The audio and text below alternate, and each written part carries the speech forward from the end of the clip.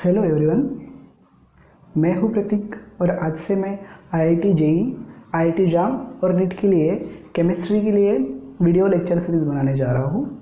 तो जैसे कि आप जानते ही हो, आईआईटी जेईई के लिए और नीट के लिए लगभग सिलेबस तो सेम है, लेकिन आईआईटी जाम के सिलेबस में कुछ एडवांस टॉपिक एडेड है।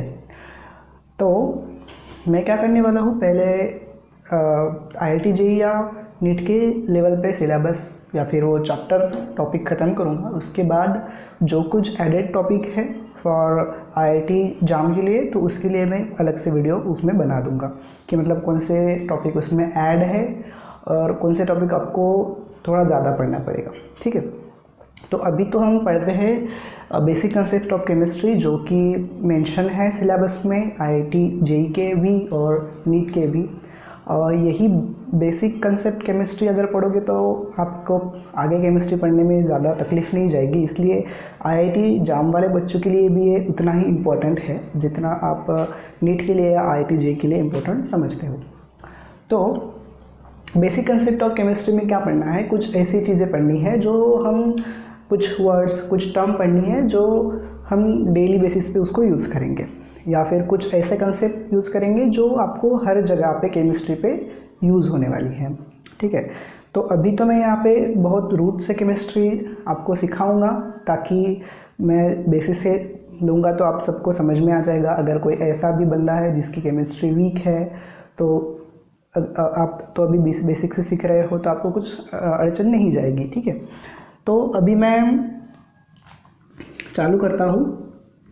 तो पहले तो हम देखेंगे केमिस्ट्री क्या होता है। ठीक है, तो केमिस्ट्री की डेफिनेशन क्या बोलेंगे हम, तो chemistry it is a science की ब्रांच है ऐसी, ठीक है, जिसमें हम मैटर के बारे में पढ़ते हैं। मैटर का स्ट्रक्चर कैसा है, उसमें कंपोजिशन क्या है, मतलब किससे वो बना हुआ है। कंपोजिशन यानी वो जो मैटर है वो किससे बना हुआ है। स्ट्रक्चर यानी उसका माइक्रोस्कोपिक स्ट्रक्चर, मतलब जैसे आप बायोलॉजी में देखते हो सेल का स्ट्रक्चर कैसा होता है, वैसे मॉलिक्यूल का स्ट्रक्चर कैसा है, ये सब हम उसमें पढ़ते हैं। और उसके बाद उसकी प्रॉपर्टीज़ के बारे में पढ़ते हैं। प्रॉपर्टीज़ अब दो टाइप की है, फिजिकल और केमिकल प्रॉपर्टीज़, तो वो बारी बारी से हम सब कुछ सीख लेंगे। ठीक है, तो अभी हम ये देखते हैं कि मैटर क्या होता है। ठीक है, तो देखिए मैटर मतलब ऐसी चीज़ जो क्या करती है, स्पेस को ले लेती है, मतलब उसके लिए स्पेस लगती है, ऑक्यूपाई द स्पेस, प्लस उसका कुछ मास होता है। ठीक है, occupied space and having mass. ठीक है, अब मैं यहाँ पे जो लिख रहा हूँ आप भी नोटबुक में नोट्स बना सकते हो, या फिर पहले ये वीडियो देख लो, उसके बाद जब फिर से देखोगे तो तब इसके नोट्स बना लेना। तो हमने मैटर की डेफिनेशन यहाँ पे शॉर्ट में लिख दी है। क्या होता है मैटर? मैटर यानी ऐसी चीज़ जिसको स्पेस लगती है या फिर ऑक्यूपाइज द स्पेस, प्लस उसको कुछ मास होता है। ठीक है, अब ऐसी कौन सी चीज़ है, तो हर चीज़ जो आप देखते हो वो मैटर है। ठीक है, जैसे मैं हूँ, मेरे को स्पेस लगती है, ठीक है, वैसे मेरे को मास भी है। आप कोई भी चीज़ देख लो, ये चौक है, चाक को भी रखने के लिए स्पेस लगेगी और उसको भी मास है, तो ये भी मैटर हो गया। मोबाइल है, ठीक है, जो, या फिर कोई भी चीज़, दरवाज़ा है, वॉल है, ठीक है, ये ब्लैक बोर्ड है, सब चीज़ें जिनको मास होता है और वो कुछ जगह लेते हैं उसके लिए, तो उसको हम मैटर बोलेंगे। ठीक है, अब आपको मैटर की डेफिनेशन पता चल गई है क्या है। तो अब हम देखते हैं मैटर के स्टेट्स क्या होते हैं, मतलब किस स्टेट में वो रहता है। तो आप सभी को पता ही होगा वैसे, लेकिन फिर भी मैं एक बार आपको उसको रिवाइज कर देता हूँ, या फिर जिनको नहीं पता वो यहाँ से सीख लो। तो मैटर जनरली 3 स्टेट में, ठीक है, स्टेट्स ऑफ मैटर। तो 3 स्टेट में हम उसको देखते हैं। एक होता है सॉलिड, लिक्विड और गैस, ऐसे 3 स्टेट में हम उसको डिवाइड करते हैं। ठीक है, और एक स्टेट है प्लाज्मा, लेकिन वो तो हम पढ़ते नहीं हैं अभी।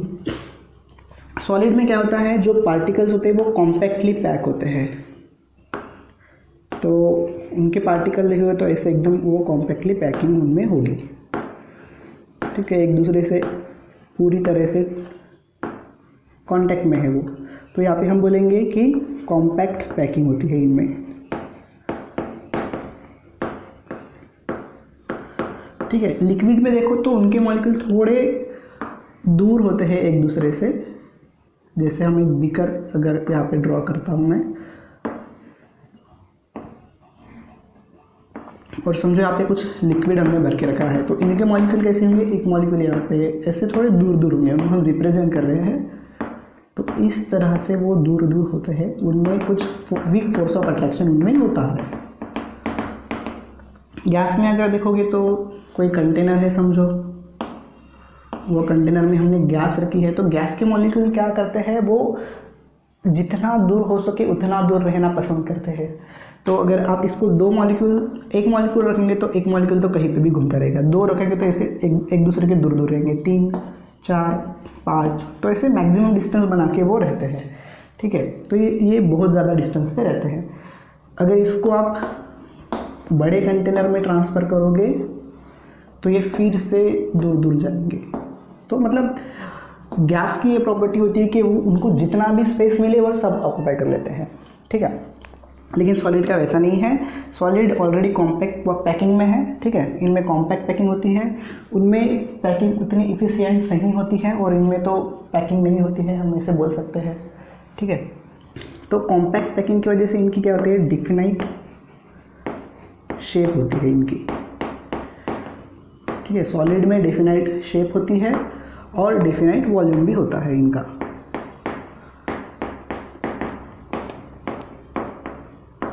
और डेफिनेट वॉल्यूम भी होगा।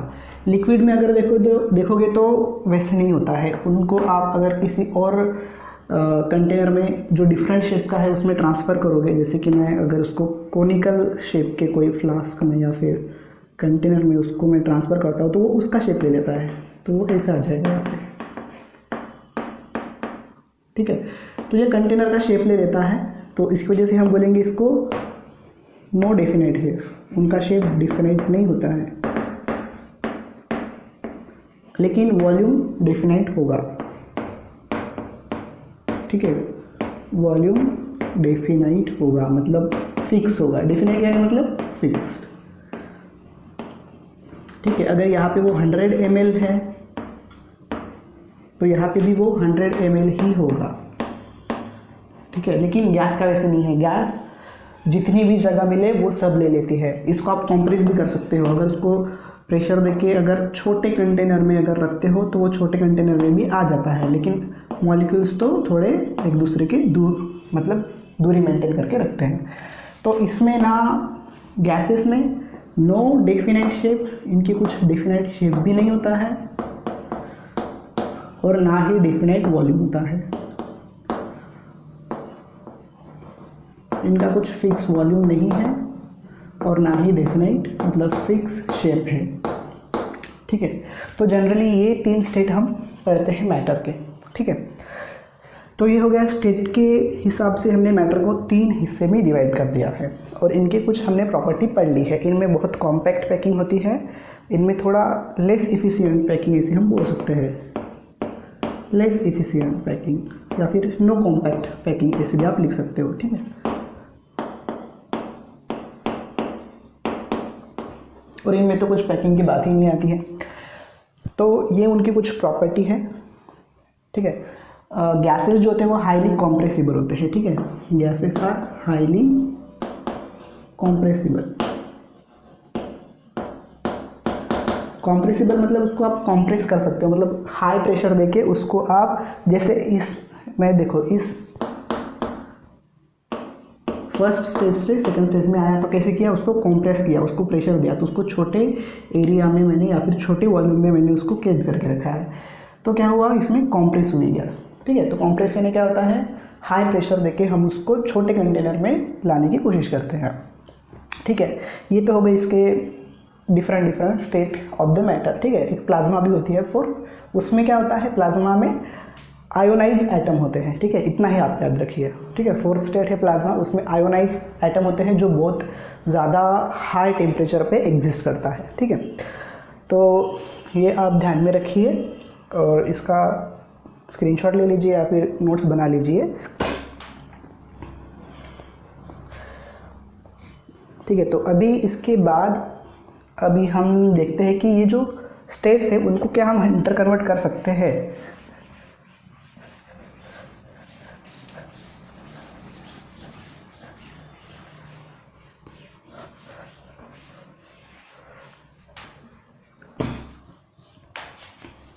तो देखो क्या हम इसको इंटर कन्वर्ट कर सकते हैं, तो हाँ कर सकते हैं। मतलब सॉलिड को लिक्विड में, लिक्विड को गैस में, ऐसे हम इसको कन्वर्ट कर सकते हैं।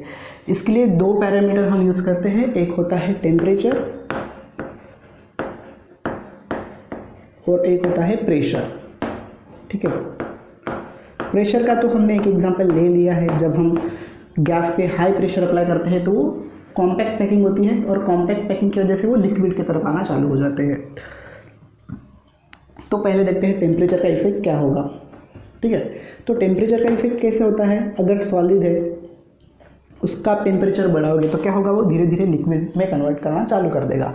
फिर लिक्विड को फिर से टेम्परेचर दोगे तो वो गैस में कन्वर्ट करना चालू करेगा। ठीक है, अब हम उसको हीटिंग से रिप्रेजेंट करते हैं। ठीक है, और उसके लिए हम ऐसे ये सिंबल से रिप्रेजेंट करेंगे हीटिंग। तो अगर सॉलिड को हीट किया जाए तो वो लिक्विड में कन्वर्ट होता है और लिक्विड को हीट किया जाए तो वो गैस में कन्वर्ट होगा। ठीक है, और कूल किया जाए तो उल्टा हो जाएगा, गैस को कूल करो लिक्विड में कन्वर्ट हो जाएगा, लिक्विड को कूल करो सॉलिड में कन्वर्ट हो जाएगा।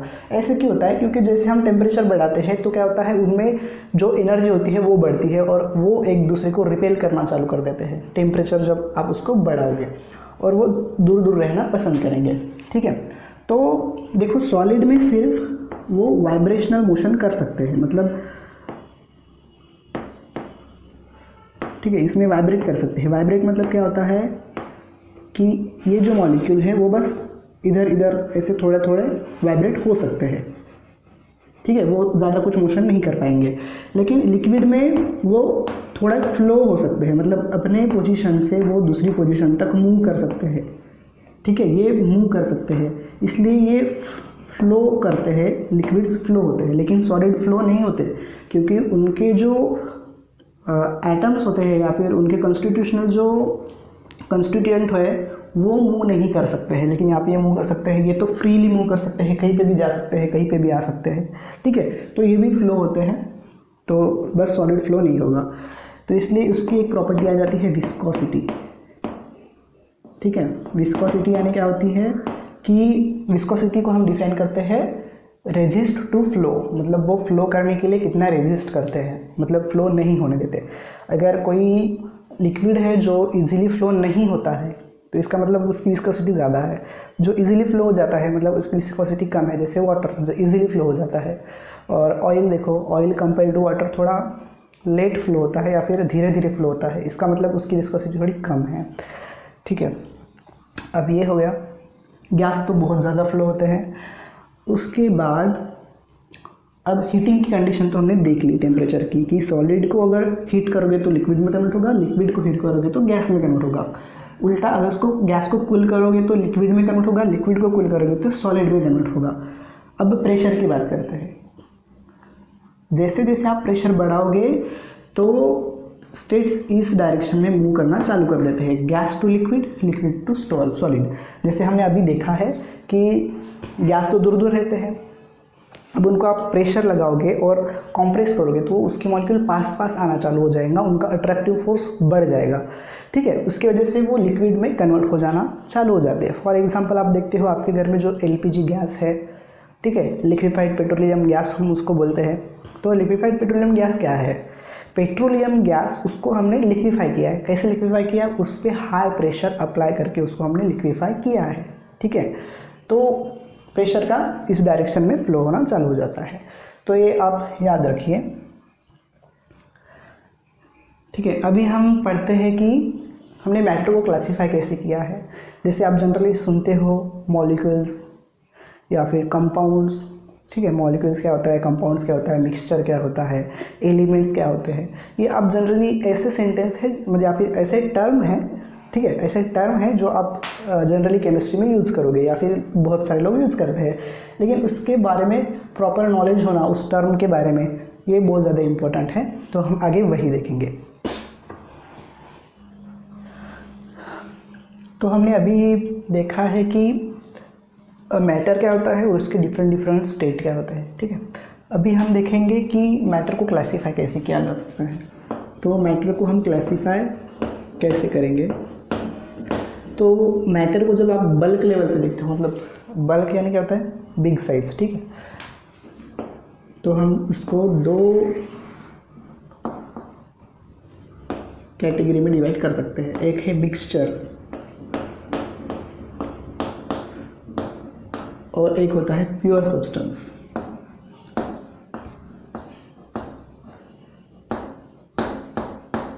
ठीक है, एक है मिक्सचर और एक है प्योर सब्सटेंस। अब इनको फर्दर हम डिवाइड करते हैं। मिक्सचर को डिवाइड करेंगे होमोजेनियस और हेट्रोजेनियस मिक्सचर में।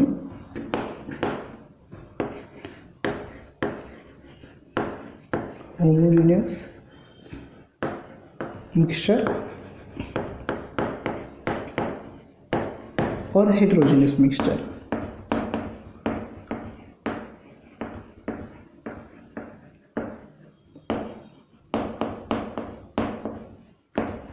और प्योर सब्सटेंस को फर्दर हम डिवाइड कर सकते हैं एलिमेंट्स और कंपाउंड्स में।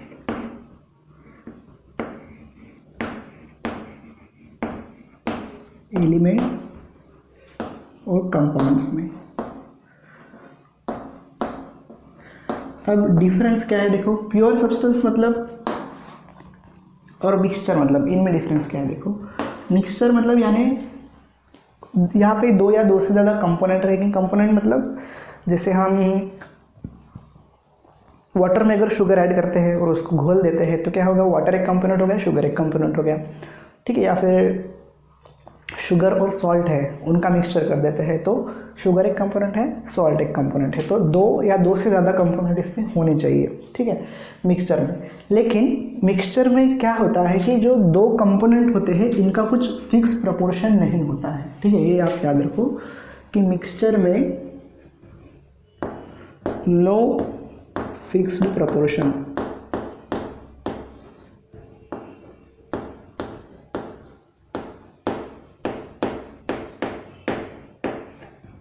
ठीक है। मिक्सचर में प्रोपोर्शन फिक्स नहीं होता है। मतलब आप देखो जैसे शुगर सॉल्यूशन बना लो, शुगर का सॉल्यूशन बनाते हैं हम वाटर में, तो कभी कभी शुगर हम ज़्यादा यूज़ करते हैं, ठीक है। कभी कभी वाटर हम कम यूज़ करते हैं या फिर कभी कभी शुगर कम यूज़ करते हैं, वाटर ज़्यादा यूज़ करते हैं। तो इसमें कुछ फिक्स कंपोजिशन नहीं है कि इतना ही शुगर लेना है, इतना ही वाटर लेना है, कुछ फिक्स नहीं है, ठीक है। वैसे ही अगर आप देखोगे तो अगर कुछ ग्रेन्स लेने के लिए जाओगे, चावल लेने के लिए जाओगे, कहीं पे गेहूँ लेने के लिए जाओगे, तो ऐसा तो नहीं है कि हर जगह पे जहाँ जहाँ आप गेहूँ देखते हो सब में उतने ही कंकड़ उसमें है, उतने ही कंकड़ इसमें है, नहीं, ठीक है। तो क्या होता है, अगर आप देखोगे तो ग्रेन्स अगर आप लेते हो, एक थाली में अगर मैंने ग्रेन ले लिया तो हो सकता है वो जो ग्रेन है उसके इतने पार्ट में कंकड़ ज़्यादा है, ग्रेन कम है। हो सकता है इस पार्ट में ग्रेन ज़्यादा है, कंकड़ कम है, ठीक है। तो यहाँ पे कंपोजिशन कुछ फिक्स नहीं है, ठीक है। तो ये आप याद रखिए, ठीक है। कंपोजिशन कुछ फिक्स नहीं है, सॉरी प्रोपोर्शन कुछ फिक्स नहीं है, ठीक है, याद रखिए। प्रोपोर्शन फिक्स नहीं है, कंपोजिशन तो फिक्स रहेगा, ठीक है। तो प्रोपोर्शन कम ज़्यादा हो सकता है, कुछ कम हो सकता है, कुछ ज़्यादा हो सकता है। तो कुछ यहाँ पे ऐसी चीज़ नहीं है कि आपको इतना ही ग्राम या फिर इतने ही मोल इसके यूज़ करना है, उतना ही ग्राम उसका यूज़ करना है, ऐसे नहीं होता है। तो फिक्स प्रोपोर्शन नहीं होता है। अब इसमें होमोजेनियस और हेट्रोजेनियस मिक्सचर होते हैं। अब मैं इसका एग्जांपल अगर आपको दूंगा तो इसका एग्जांपल दूंगा शुगर सॉल्यूशन, ठीक है, शुगर सॉल्यूशन या फिर सॉल्ट सॉल्यूशन।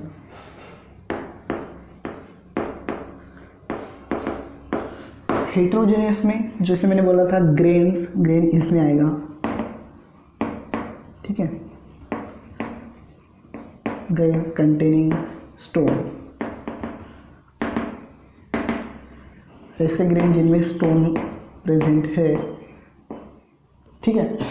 तो देखो, या कुछ आप जनरली आप देखते होंगे तो फेस वॉश वगैरह होते हैं जिनमें कोलाइडल मिक्सचर आता है, मतलब ऐसा फेस वॉश जिनमें दाने दाने प्रेजेंट होते हैं। तो क्या होता है, वो फेस वॉश एक जेल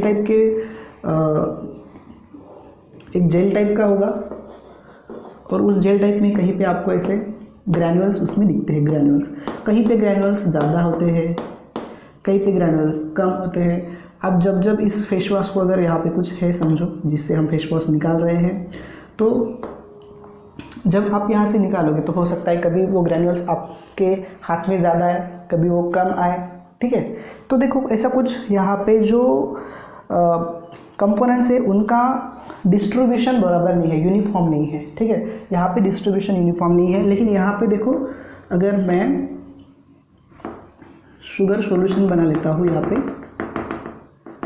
तो जब मैं इसको वाटर और शुगर ऐड करूँगा और उसको अच्छे से घोल दूँगा तो आप देखेंगे कि ये पूरा यूनिफॉर्म ऐसे सॉल्यूशन बन जाता है, ठीक है। कहीं आपको शुगर है कहीं पे नहीं है, ऐसे आपको नहीं दिखता है, ठीक है। पूरी तरीके से घोलने के बाद आपको शुगर कहाँ है ये पहचानना भी मुश्किल हो जाएगा और पूरी तरह से वो यूनिफॉर्म सॉल्यूशन हो जाएगा, ठीक है। अगर आप कहीं से भी उसका थोड़ा सा पार्ट ले लीजिए, यहाँ से लिए, यहाँ से कहीं से भी किसी भी पार्ट से थोड़ा सा उसका अगर सॉल्यूशन आप ले लेते हैं और आपको टेस्ट करके देखो तो वो उतना ही मीठा लगेगा। अगर सॉल्ट का सॉल्यूशन है तो वो उतना ही नमकीन लगेगा, ठीक है। अगर सॉल्यूशन बना लिया, यहाँ से थोड़ा ज़्यादा नमकीन है, यहाँ से थोड़ा कम नमकीन है, ऐसा तो होता नहीं है। इसका मतलब यहाँ पे डिस्ट्रीब्यूशन जो है कंपोनेंट्स का वो यूनिफॉर्म है, ठीक है। मैं वहाँ पे लिख देता हूँ, ठीक है। इसमें क्या होता है, distribution of components is uniform, ठीक है। यहाँ पे क्या होता है, डिस्ट्रीब्यूशन जो होता है कंपोनेंट का यूनिफॉर्म नहीं होता है। No uniform distribution of component,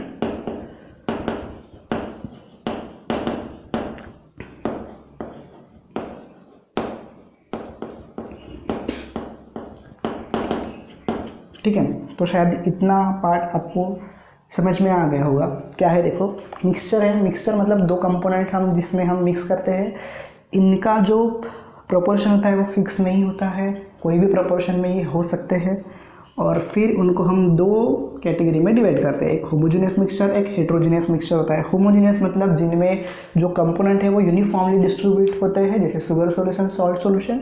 heterogeneous mixture मतलब जिनमें जो कंपोनेंट होते हैं वो कहीं पे ज़्यादा कहीं पे कम ऐसे आपको दिखाई देते हैं, मतलब यूनिफॉर्मली वो डिस्ट्रीब्यूट नहीं होते हैं। जैसे आप ग्रेन में अगर स्टोन देखते हो तो कहीं पे ज़्यादा कहीं पे कम होते हैं, ठीक है। सरफेस पे देखोगे तो ग्रेन उतना नहीं दिखेगा, लेकिन नीचे देखोगे तो वो ग्रेन ज़्यादा होंगे, ठीक है। तो यहाँ पे no uniform distribution of components, ठीक है। इतना आप लिख लीजिए। अभी मैं आपको एलिमेंट्स और कंपाउंड के बारे में बताने जा रहा हूँ।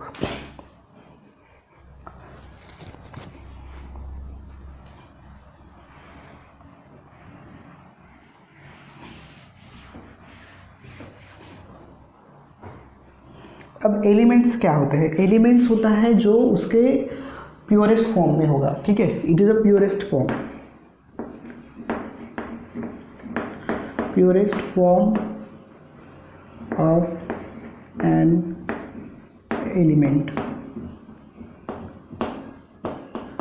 अब बोलेंगे एलिमेंट्स ही तो है, फिर से एलिमेंट लिखा दिया। अब देखो क्या है एलिमेंट, क्या होता है वो आपको पहले देखना पड़ेगा। एलिमेंट क्या होते हैं, जैसे हम देखते हैं पीरियोडिक टेबल आपने देखा ही होगा, तो हमने उसमें देखते हैं कि एलिमेंट्स हम लिखते हैं जैसे hydrogen, helium, lithium, beryllium, boron. तो ये सब क्या है, ये नाम है एलिमेंट्स के, ठीक है। एलिमेंट्स मतलब एक एलिमेंट अगर लोगे तो मतलब क्या है, वो सेम टाइप के एटम्स उसमें है या फिर सेम टाइप का कंपोनेंट है वो, ठीक है। एक ही टाइप का कंपोनेंट है, एक ही टाइप के एटम है, तो उसको हम एलिमेंट बोलते हैं, ठीक है। जैसे आप अगर आप क्यूब लेते हो और वो क्यूब में सारे के सारे सोडियम है तो उसको हम एलिमेंट बोलेंगे, ठीक है।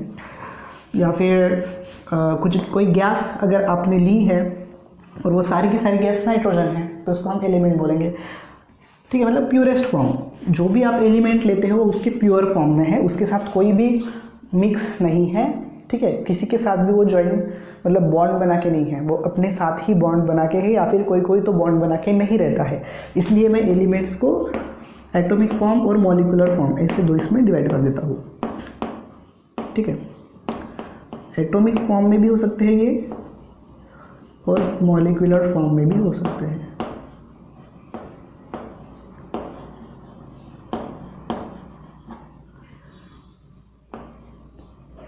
अब एटॉमिक फॉर्म यानी क्या होता है? एटॉमिक फॉर्म मतलब एक अकेला एटम जो होता है वो एग्जिस्ट करेगा, मतलब इंडिविजुअल एटम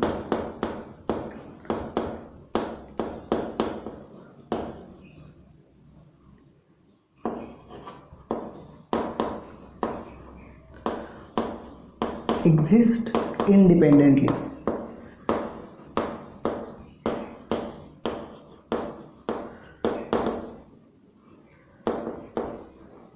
ठीक है, इंडिपेंडेंटली एक आधे एटम एग्जिस्ट करता है, मतलब वो ऐसा एटम है जो किसी और के साथ बॉन्ड बनाना पसंद नहीं करता या फिर खुद के साथ भी बॉन्ड बनाना पसंद नहीं करता है, वो अकेला रहना पसंद करता है। फॉर एग्जांपल इसका बहुत अच्छा अगर एग्जांपल देखोगे तो इनर्ट गैस। ठीक है, इनर्ट गैसेस कौन कौन है लिख लीजिए आप, आर्गन, नियॉन, ठीक है, हेलियम, जेनॉन, ये जो है ये इनर्ट गैस में आते हैं। इनर्ट मतलब जो किसी के साथ रिएक्ट नहीं करेंगे, वो अकेले रहना पसंद करते हैं। वैसे ही आप सोडियम एट मेटल देखो, कुछ मेटल भी है वो अकेले रहना पसंद करेंगे। ठीक है, तो वो एटॉमिक फॉर्म में रहते हैं। सोडियम है, मैग्नीशियम है, कैल्शियम है, ठीक है, वो कोई मॉलिक्यूल बना के नहीं रहते हैं। मॉलिक्यूलर फॉर्म में भी कुछ एलिमेंट्स होते हैं, जैसे वो मतलब दूसरे सेम काइंड के एटम के साथ कंबाइन होगा। ठीक है, combine with the same kind of atom.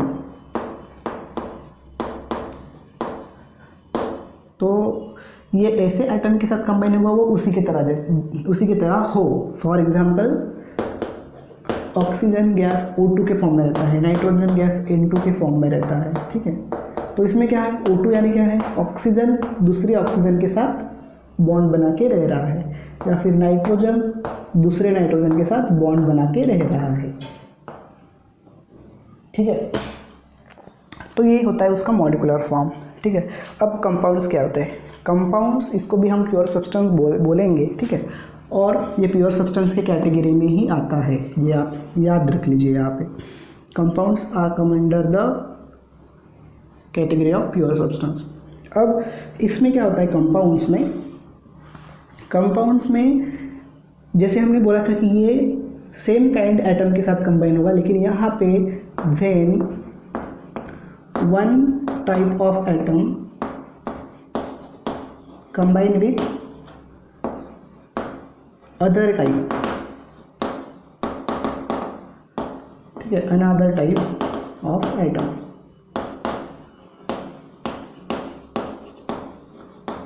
जैसे ऑक्सीजन के साथ ऑक्सीजन है तो उसको कंपाउंड नहीं बोलेंगे क्योंकि ये सेम काइंड के हो गए।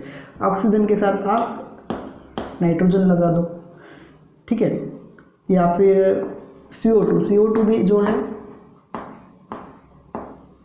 इस प्रकार से।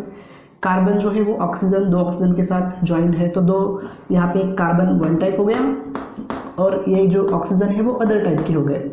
ठीक है, तो इसको भी हम कंपाउंड बोल सकते हैं। मतलब कंपाउंड में ये नेसेसरी कंडीशन है कि दो एटम डिफरेंट काइंड के होने चाहिए। फॉर एग्जांपल H2O, NH3, ये भी उसी के एग्जांपल है। देखो, दो टाइप्स ऑफ एटम एक दूसरे के साथ ज्वाइंट है। ठीक है, अब मैं H2O का स्ट्रक्चर और NH3 का स्ट्रक्चर, जैसे CO2 का स्ट्रक्चर ये याद रख लीजिए, लीनियर स्ट्रक्चर होता है CO2 का। ठीक है, H2O का स्ट्रक्चर कैसे होगा, V शेप का स्ट्रक्चर होता है। ठीक है, ये थोड़ा आप याद रख लीजिए। NH3 का स्ट्रक्चर कैसे होगा, NH3 का पिरामिडल टाइप का स्ट्रक्चर होगा और यहाँ पे उसकी लोन पेयर होगी। ठीक है, इसको बोलते हैं पिरामिडल शेप है उनके। ठीक है, पिरामिडल और ये V शेप। ये कैसा दिख रहा है आपको, लीनियर। ठीक है, तो अभी आपको पता चल गया कि एलिमेंट्स जो है वो उसके प्योरेस्ट फॉर्म में है। ठीक है, जब एटम उसके सेम टाइप के एटम के साथ रहता है तो उसको हम एलिमेंट बोलते हैं। ठीक है, अभी एलिमेंट दो टाइप के, एटॉमिक फॉर्म और मॉलिक्यूलर फॉर्म। एटॉमिक मतलब वो इंडिविजुअल एक एटम रहना पसंद करता है, वो किसी के साथ कंबाइन नहीं करता है। मॉलिक्यूलर फॉर्म में वो सेम टाइप के एटम के साथ कंबाइन करके रहेगा, और कंपाउंड्स में वो दूसरे काइंड के एटम के साथ कंबाइन करके रहेगा, तो उसको हम कंपाउंड बोलते हैं। यहाँ पे भी उनका प्रोपोर्शन फिक्स होता है, ये आप याद रखिए।